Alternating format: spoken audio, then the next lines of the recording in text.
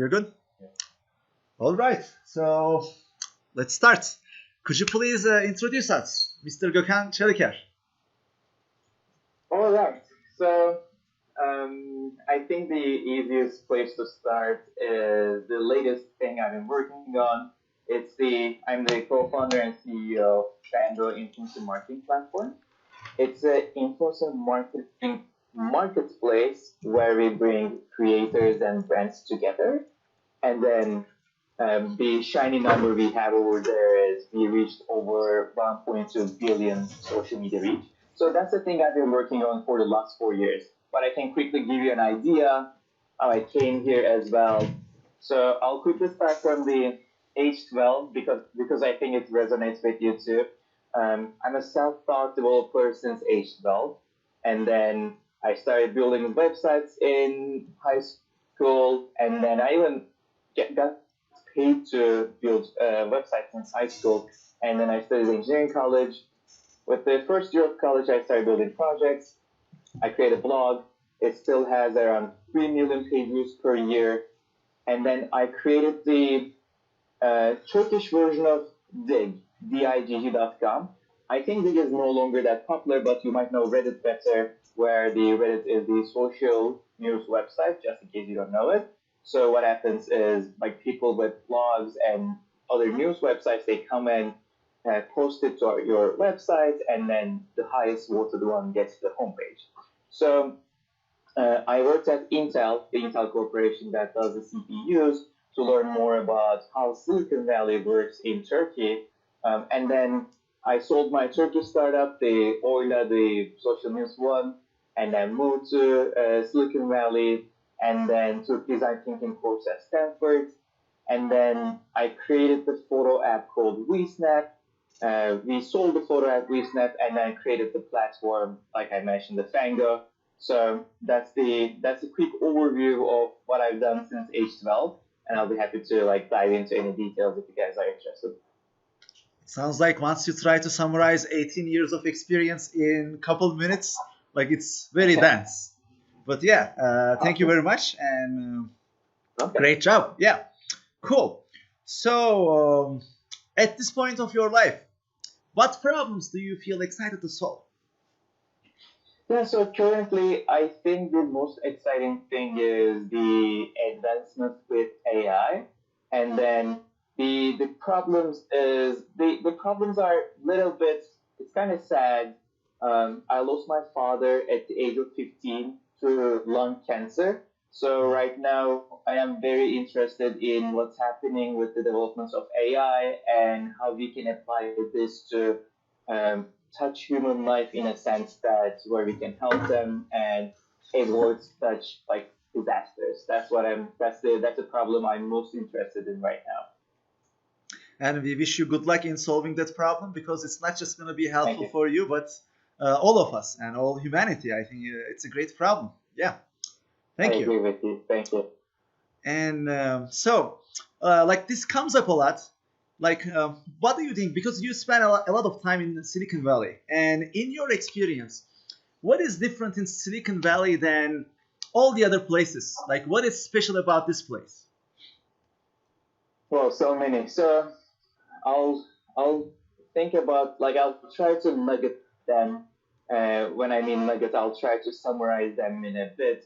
So first, I want to start with an American saying that I learned here: the grass is always greener in your neighborhood's garden. So I learned it here, which that means if you look at other places, you usually hear the best of it. But if you live in such a place, you see the whole picture. So when you look at the grass analogy, when you look at the grass from the top view, you can see the soil as well. But if you look at the grass from the side view, you only see the green part of it. So even though the grass is the same in your neighbor, you would see the grass way greener when you're looking at the neighbor. So I think Silicon Valley has that feature as well. What I mean with that is it looks amazing from outside, but it's also it's also a place like anywhere else in the world. I'll so this is the foundation I want to start with because it is not like a magical place that is told everywhere, but it is also very different in such a sense that maybe you guys see my mug over here. You can think big here, and then you can share the ideas with other people, and then you can bring other people who think big as well, and you can change the world. I think I'd like to define Silicon Valley as if we were living in Renaissance times, Paris would be the Silicon Valley of today. So I think the biggest difference is it brings the ambitious and then the most people that work on their like personal growth.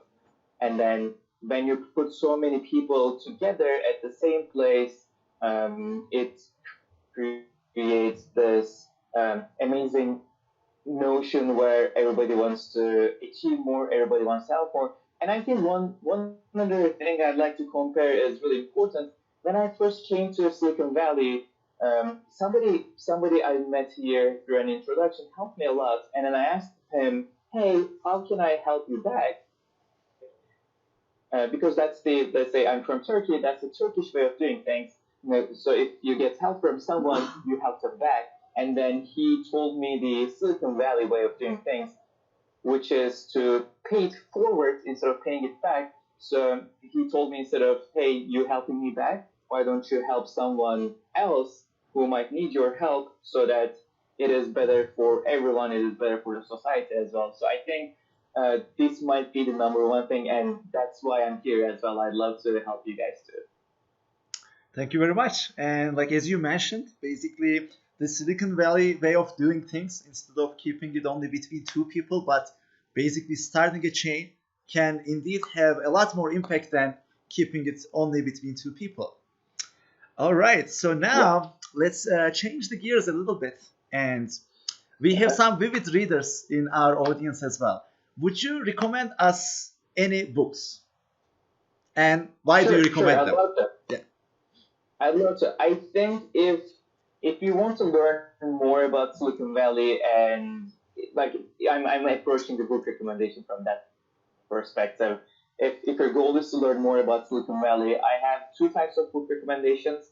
One is it's the books about the founders here, like their biographies, and then the second type of book is the books about companies. So I'll give you, for example, two examples from a biography perspective. I think Steve Jobs' biography is really good, and then from a company perspective, I think Hatching Twitter, the story of Twitter is really good. You can also look at the Google's book, How Google Works, if you want to learn more about like the inner workings of the company. So Steve Jobs' biography, Elon Musk's biography, and then Twitter's biography, like the Hatching Twitter, and How Google Works. Those will be the four books I would recommend to learn more about Silicon Valley. Thank you very much. And like so far in your career, which role did you like the most? Because like you have been involved in different businesses, you also worked for a big corporation. Like you are in a position to compare many different possible routes that our audience can take. So can you give us more insight on that? And like why is the favorite one is your favorite? This is a really hard question because liking it is very like yeah. I liked almost all of my roles, so I'll try to approach it from a let's say comparison perspective. When I was working at Intel, I loved it a lot from the perspective where I was learning so much from my colleagues, but I was learning so much from manager, and then I was learning so much from the company's internal like teachings, including like the courses, and then people you can reach out to about if you need to learn about something or the resources. So I really like the role from learning perspective over there. And then when I founded a company and I started creating teams, I loved the like the creating team perspective from where you try to hire the best of the people, and then your goal is to help them grow and then help them achieve more. And then whenever you can help with them, you do. And then that's when you see the fact that your little helps actually help them a lot and then grow them, and then that makes them happy and achieve more. So I think the role where I like to like being the CEO and the founder, I like that from that perspective. And when you're the CEO, you have to, or the founder, you have to almost learn everything on your own, as opposed to working in a company, which is more challenging if you want to so grow faster. Work at a company where you can learn a lot from your manager, and if you feel like you can teach a lot of people and you enjoy it, then go found a company where you can bring people together and teach and share your learnings. Thank you very So I much. like that both actually. I think it depends on the stage where you're at. Very cool. And I actually have a follow-up question for this one because, like, we also have many like entrepreneurial souls here, and like one thing I think it would be helpful is to clarify the difference between being a CEO for a company versus being a CTO for a company. Because, like, I guess if some of our audience continue with their entrepreneurial projects in the future, I think like these two roles are gonna be the most popular ones. And maybe if you can give us some insights as a person like who spent a lot of time being in these roles as well as working with these roles, I think it will be helpful for them to choose which one is actually better fit for them. I hear you. So, just to give like some ideas, I've never been the CTO, but I try to work at the technical side as well. So I'll just like I cannot fully compare becoming a CTO versus the CEO, but I have a technical background and I like wrote code daily, even when I was the let's say the solo founder as well. So I think like I had to wear the CTO hat on my own. I think the biggest difference is this: if you enjoy uh, raising funds, if you enjoy a little bit sales, if you enjoy team building, then being the CEO is the best way. So I think CEOs are more like let's say people person where you have to deal with lots of people during the day versus when you're the CTO, you're more of a code person and you're a technical person where you deal with computers every day. So both of them has its advantages and disadvantages. So it depends on whichever you like the most. If you like the technical side more, become the CTO. If you like the people side more, be the CEO would be my like short answer, but I'm trying to, let's say again, summarize years of experience into like short nuggets. Yes. Also, like in many companies, CTOs are also kind of responsible for team building. Like imagine having many employees in the technical side. Obviously, CTO is going to be the head of the engineering team, and it also requires a lot of like people skills, communication skills, as well as team building side. But thank you very much Sure for your thing. insights. Sure Yes. thing. Definitely. We should mention that as well. I was just giving you the early stages of the startup. Hmm. And so our next question is, so what soft skills do you think are important when it comes to building a successful career in Silicon Valley? And like it would be better if you need to, like if you can branch because there are different career paths that are available in Silicon Valley. Like if you're going to start your own company, Sure. this would be one path, or if you are going to go through the corporate path as an engineer, that can be another one. So yes.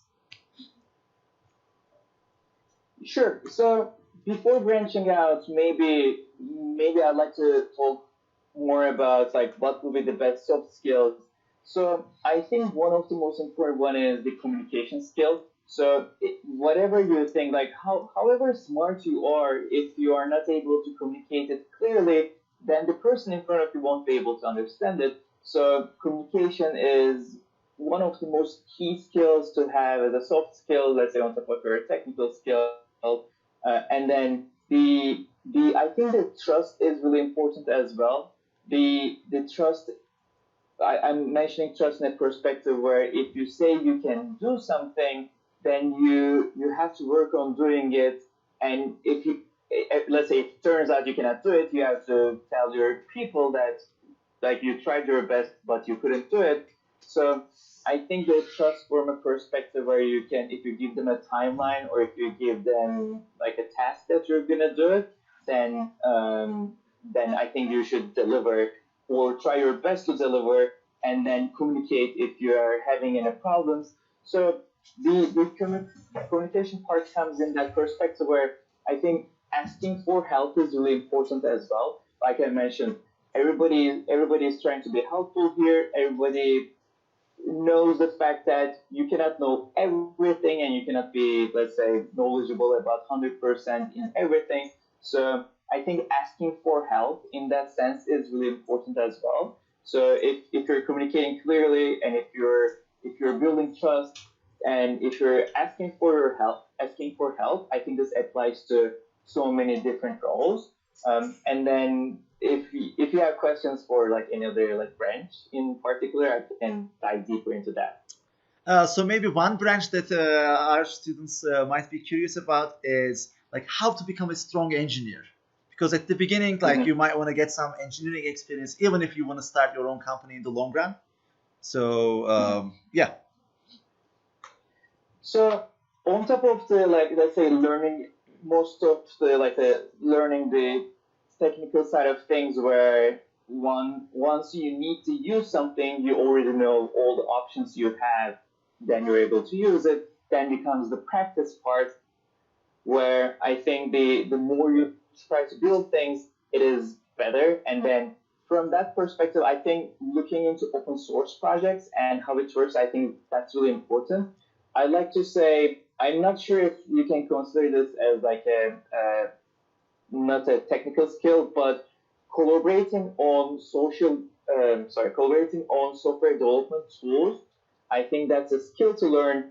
Uh, the easiest example is how the Git flow works. So you can understand Git, you can understand the technical side of it, but I believe the flow of it and how people utilize it to deliver work daily, I think understanding is really important because you're going to be dealing with lots of, let's say, conflicts and how to do things. I would say the learning how the work works from a flow perspective, process perspective, is really important if you're a software engineer. That's a very good point. And like as you mentioned, um, like being able to use these collaborative tools to do things with other people, other engineers, is a very important skill. And for many of students, or at least like that was the case for me when I was an undergrad student, I had no idea how important these were because yes, Yeah, like we were doing some group projects, but the group sizes never achieved more than five, and even those were very limited. But when it comes to doing something in a big company, like you are collaborating around like maybe 10 to 20 people in your team is collaborating with some other teams. So the tools you are using, the projects you are working on, it involves contributions from many people, like tens of yeah. people, if not hundreds of. So it's important to get to know these and practice them early on so that once you start your career, like you can have a jump start. Yes, Yes, I think it is really important. The collaboration skill is super important. thank you. And so this is actually our most popular question. And All right. which habits helped you to become a better version of yourself and why? So I like to say the number one habit that made me become a better version of myself is actually to start thinking about how I can be a better version of myself. So the the search for becoming a better person is, I think, it's the starting point. So I think it is really important. The second method or habit I used is trying to figure out what you're good at the same time what you're not amazing at. So, like I mentioned, in our modern society, we understand that not everybody can be 100% amazing or superstar at everything, but you can collaborate with people So if you understand what you're already good at and what you're kind of missing, then you can improve yourself at the areas where you're already good at, so you can excel at those areas.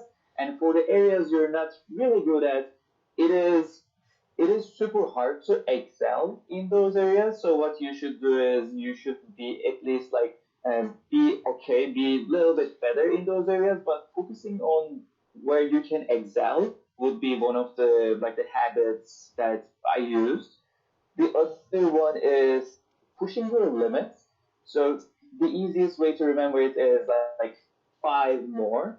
So what you do is, let's say you're tired and then you're like, done, I cannot do this anymore. Then you tell yourself five more. So let's say if you're doing something, let's say if you're writing code, you can say five more lines or 5 more minutes to work on it. Or if you are, let's say, trying to uh, push yourself physically, you say, I don't know, run 5 more minutes or do push-ups 5 more minutes. I think it's easier to explain with the physical things, but I think the pushing your limits whenever you're feeling you're done, you're stuck, then you try to push yourself more. That increases your limit over time, and then that grows you over time the more you push yourself. I think pushing your limits is really important.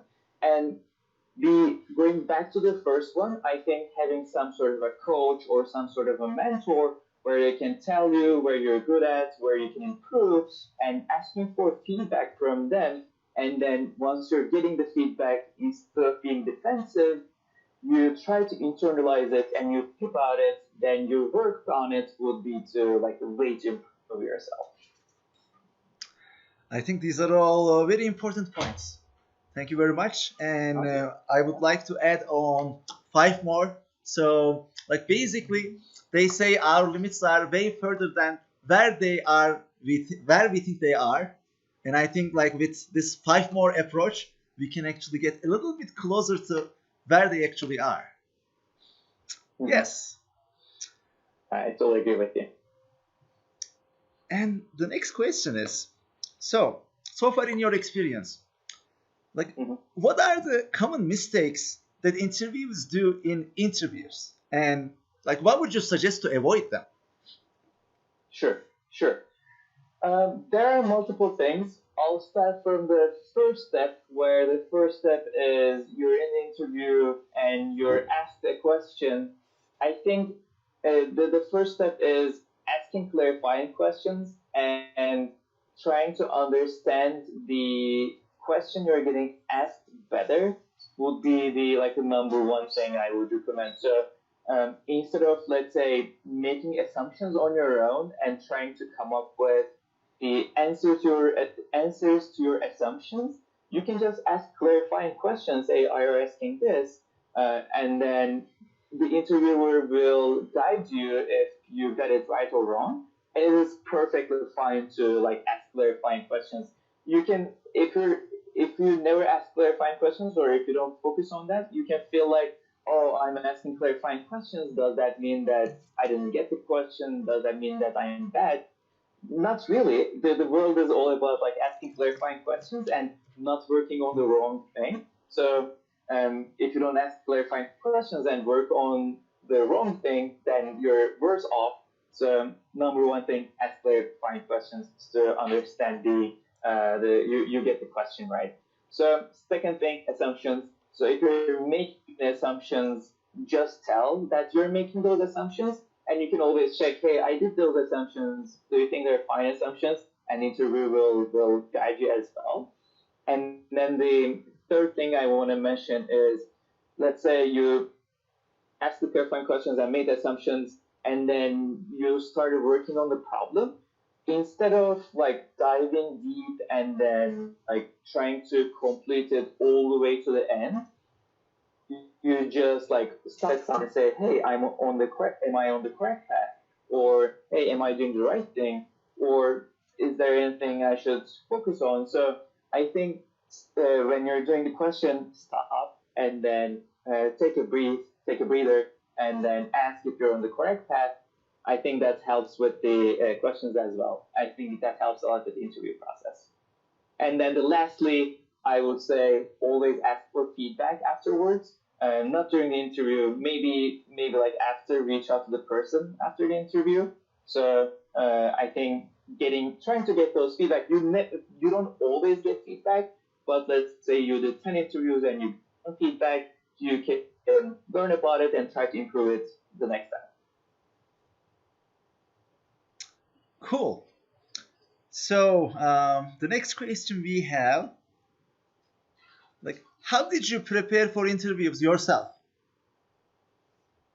Oh, so um, uh, the the way I prepared was I researched a lot about the company first. So you should be able to answer why this company instead of another company. That's really important. And then I think I have some sort of unique case where I'm getting the question that's like I did a startup before I joined Intel as well. So the question I was getting was why you're joining Intel all of a sudden that you're a founder. So getting a good answer to that was really good. I'll give you guys the answer I had back years. They're doing the startup in the freshman year, and then I tried to join the Intel around the third, fourth year. So the answer I had was I was really, really young to join a company. I felt that way. And then I felt like I wasn't credible enough while sitting in the college in the early years. So I tried to like build things on my own.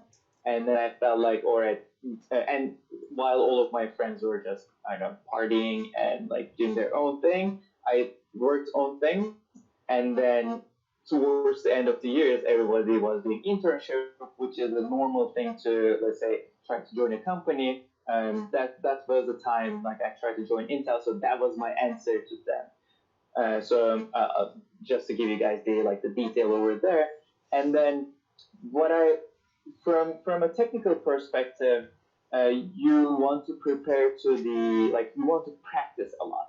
So whatever interview you're going for, you want to, let's say if it's a coding interview, you want to code a lot, and then the challenge there is you normally code on your computer where you're working with an IDE. It autocompletes. It shows you if you're making a mistake.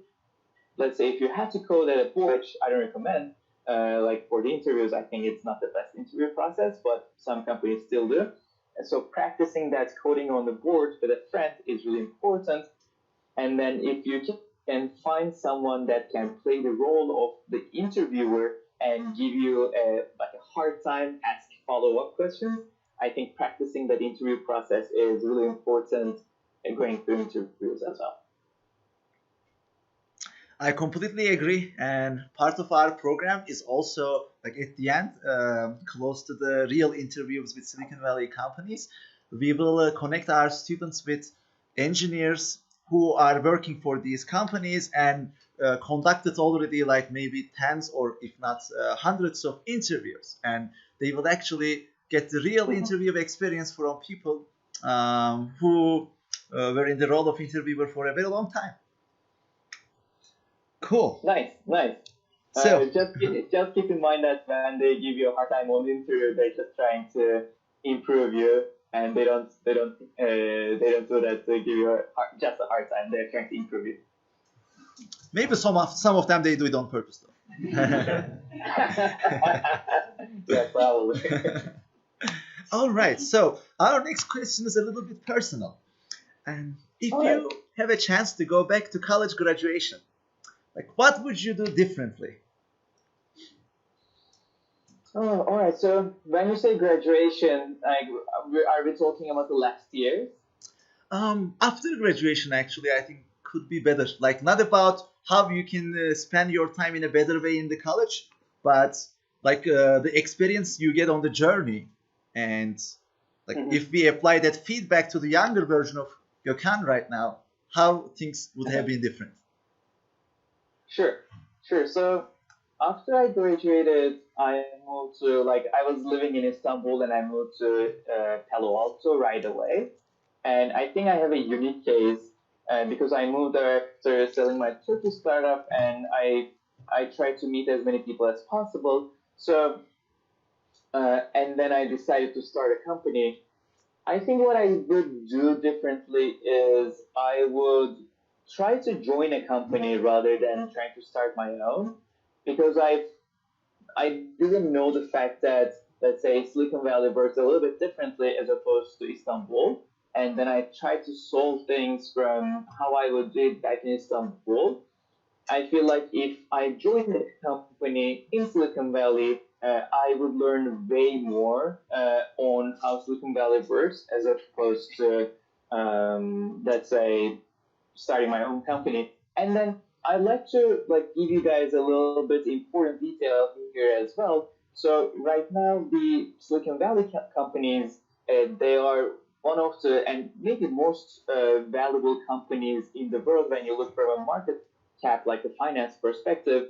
The reason is they figured out like how to be profitable on what they do. That like the power to be able to look at different things and invest in different things. So as opposed to when I graduated back in 2013, which is Facebook was just a social network and Google was just a search engine. I think that differentiation is really important. So if I graduated today, I would try to join a large company. And I learned this when I was like going to course at Stanford. Somebody told me this. I think this can be some sort of a guiding principle for everyone as well. This applies to Stanford students, but you can think about it from your own perspective as well. And then the suggestion there was if you are like in the debt for college payments, go join a big company where you're gonna get salary for sure. And then if you are not in a debt and you're just like around zero, go join a like a smaller company because you're gonna get a salary plus equity, where that equity has very high chance of becoming valuable in the future. And then if and only if have savings, then start a company, because starting a company is actually a little bit expensive, more expensive than how it looks from the outside, because of the fact that, let's say, at the early times, you have to do the expense, but you're not able to like get like you have life expenses, but you're not able to get a good enough salary from your own company to be able to like pay for those expenses. So I think that guiding principle might be helpful. Luckily, like I sold my Turkish startup when I like graduated from college, so that's how I like started the company. So if you are in college right now, build a startup that might be profitable or you can sell before you graduate from college might be my, I don't know, just example. All And I right. know it doesn't apply to everyone. It's just like how it happened for me. Yeah, thanks for sharing this personal opinions with us. We really appreciate it. Sure. And our last pre-requested question is: so far we talked about the sunny days, the good days, hot Okay. days, warm days, but not all the days are like Mm-hmm. that. So, Sure. what are the hardest, most challenging moments in your career so far, and like how did you overcome those tough times? So I'll tell you a few of those. So there were the times where, let's say, we were supposed to get funding, and then something about regulations changed. So all of the investors said, "Hey, if the regulations are like that, we're not going to be able to fund you." But they gave me that answer in 6 months. So like I had to wait for them to say no in 6 months, but that regulation change happened like before the 6 months. So waiting, trying to figure out if I will be able to get the funding or not was one of the hardest moments in my career. And then eventually not getting the funding while like 6 months before preparing everything that I will get the funding was one of the hardest moments, like hardest periods of my life. Um, and then the second thing is I believe it is dependent on, so when you're doing influencer marketing, you are very dependent on external processes. So for example, when Instagram changes their API, you're not able to get the data you're used to get like previously. And then let's say one of those dates where Facebook was under like fire for accidentally sharing user data. So they normally have like an API change process where they announce that they're going to do a change, then they change it, so you prepare yourself. But because they were under like heavy fire, they closed the API right away to get their data, which we were using for influencer marketing. So those platform risks were really like challenging to have in my career as well. And one of the other things I think from a technical perspective, we were building the photo app, the WeSnap photo app, and then like it's not working. Like we're working hard, like it's Objective C, we're doing our best, and then it's not working. Like something is wrong in the app. I don't want to go into details, and it turns out it was a bug in iOS, like the operating system of iPhone. So the problem was not ours. It turns out everybody in the whole ecosystem was having the same problem, and then they fixed that problem in the next release. So I think having those external challenges were the number one challenges that I faced in my career. And I guess like rather than reporting and waiting the third party to fix it, there is not much you can do about it. Yeah, you just have to wait for it. That's really challenging. So time is the cure for many things. Yeah. Yeah, and then while that's happening, by the way, your app users are like giving you 1 stars, and you're like waking up and you see those like 1-star emails that you're like following the reviews, and then you're crying inside, but there's nothing you can do. All right, so these are all the questions we have, and now let's turn to our audience and see if there are any questions for you. Could you please raise your hand if you have any questions? I have a question. Perfect. All right, so my question is, how is the audience so far? Like, I'm not able to see them. I'm curious how is the audience happy so far? Are they liking the call so far? So, let's do this. Oh, by the way, that question helped me. Oh. Shirt. What happened? It's back now? Okay. I think you got disconnected, by the way. Is it back now? Can you see us? That's back. Okay. All right. That was a good trick, Emre. Not sharing the audience. It was a good trick to not share the audience.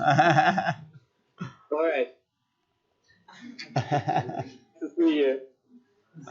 Okay, I can actually place it like this for the rest, and actually that's a very good idea. It shouldn't be one way, right? So if you have any questions for our students, then they are welcome to answer. Yes. Sure. So raise your hand if you are bored. All right, raise your hand if you had a little bit of fun so far. Perfect. I'm happy to hear that. All right, so do you guys have any questions? Like, I tried to. All right, there's a question over there. No, I'm just. By the way, Emre, can you please move the screen a little bit down if it's possible? Oh yes. How about now? Better, way better. Awesome. Thank you. Cool. So, no questions? Do you have any more questions for us, Gokhan? Yeah. So, how is let's say, who is the scapegoat of the group? Like, whenever somebody needs to ask a question, like you push, hey, can you ask that question for me? Do you guys have that person in the group? Like, I think we should pick one, because since there is no question coming right now, looks like that's our next task. We should decide who is gonna be that person. All right. I picked the person on the back with the like the square T-shirt on this side because I can see him clearly under the light. No, you wait. Emre, can you see from the screen like over here? Who? Like this guy? Let's do this. Yeah, him. Yes. Okay.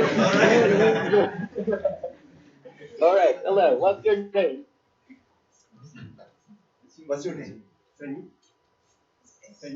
I couldn't hear it. But let's say I'd like to learn more. What's your passion? Like, what brings you to here, for example?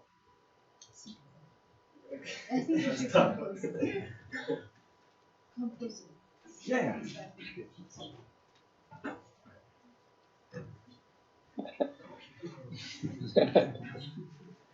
So my name is Sani. Anthony, Sani. by the way, now this when I said it, pastry cake. I think All right. So, yeah. I'm a fourth year software engineering student. So I think my passion is solving problems that exist in the community, especially in our well, several of them. So I think that's it. All right. So, let me ask this question: what would you do differently if you were just graduating right now? What? No, I'm just kidding because you're already That's the only question that's probably not applicable. yeah. Good choice. All right, so I'm curious. Let's see. While you guys are thinking, thank you, by the way, thank you, sir. So while you guys are thinking about any questions, maybe I can ask Emre a question to break the ice. Emre, what would you do different if you're graduating now? I knew that moment was gonna come, but I was so lazy not to get prepared to answer. So, one thing I would do differently when I was graduating right now is definitely think more about what kind of problems I want to work on while I was choosing a company to work for. Because when I was a fresh grad, when it comes to choosing a company, I was looking for how much money I'm gonna make, how difficult the interviews were, how did I feel with the people that I had interviewed with, rather than thinking about what customers are working with this company, like what problem is this company trying to solve, what is their mission, to whom they are helping, do I really feel passionate about being part of solution for these problems, do I really feel passionate about helping those customers. So I think the questions that I mentioned later are more important than the ones that are before. So I would definitely change the precedence for the questions and then make my choice when it comes to picking a company to work for based on the questions, like leather questions. Because it matters more and it gives you more satisfaction, and also the problems that you are working on, you are going to get better on those. So I spent my last 3 years in mobile advertising, and right now I have very good insights about mobile advertising. But I don't feel passionate about mobile advertising. Like moving forward, it's not likely that I'm going to start a mobile advertising company. So if I had spent that time on a company which is working on problems that I feel passionate about, I think it would have been a better use of my time. So that's what I would do differently. I agree with you. And then I'd like to add something to that one as well. So the problem is really important, like the mission and why you're working at the company is really important. Another thing that is important, I think it is really important as well, who you're working with is really important. So you touched this a little bit, like who your clients will be.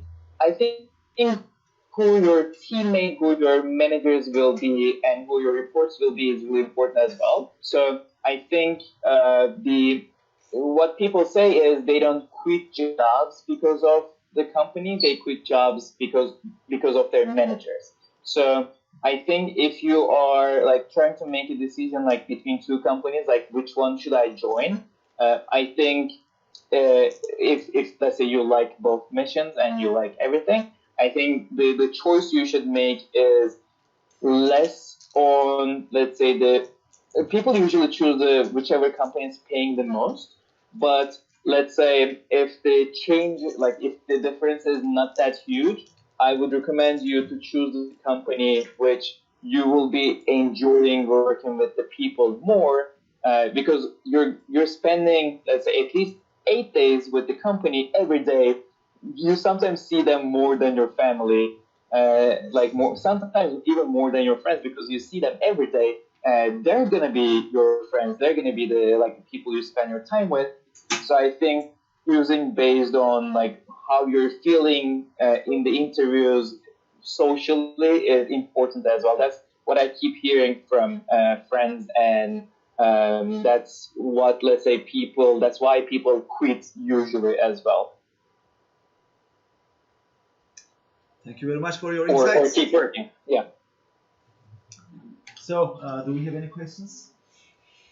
And if not, then like any conclusive remarks, Gökhan? Any closing remarks? So I'm super happy to like connect with you guys. If there is anything I can be helpful at, like please feel free to reach out to me. I think Emre will share my details. Like please feel free to like I don't know, add me on LinkedIn or follow me on GitHub or Twitter, or and then reach out to me. I have my I don't know, direct messages open on Twitter. You can ask me any questions if you want to say that, and if you just like mention that like we mutually met at the session, I'll be happy to like prioritize those questions. Thank you very much, Gökhan. And then for sure, and then like keep doing what you do best, and like I'm looking forward to seeing you guys in I don't know, a month, a year, maybe like after years, and then maybe like somehow bumping into each other and like hearing from you guys. Hey, like we spoke with each other, and now I'm in the Silicon Valley, or now I'm doing amazing in Ethiopia, and then I'd love to see how you guys progress in the future, and I'm pretty sure you will do your best as well. Thank you very much, Gökhan, for your Thank valuable you. time and your amazing insights. I think they are gonna help us becoming better version of ourselves.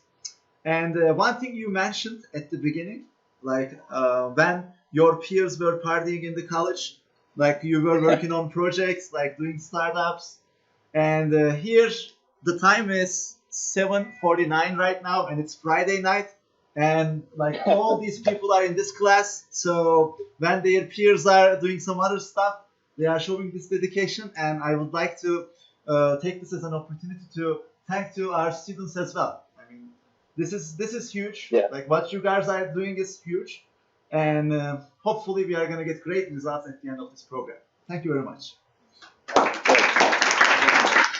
Congratulations to you guys. By the way, I want to mention that I sometimes partied at the college as well. So, so I think after this dedication, you can celebrate as well. That's what we are gonna do right after the session. All right, Gökhan. Thank you very much, All right, and hope to thank see you soon. Have a good one. You Bye-bye. too. Bye.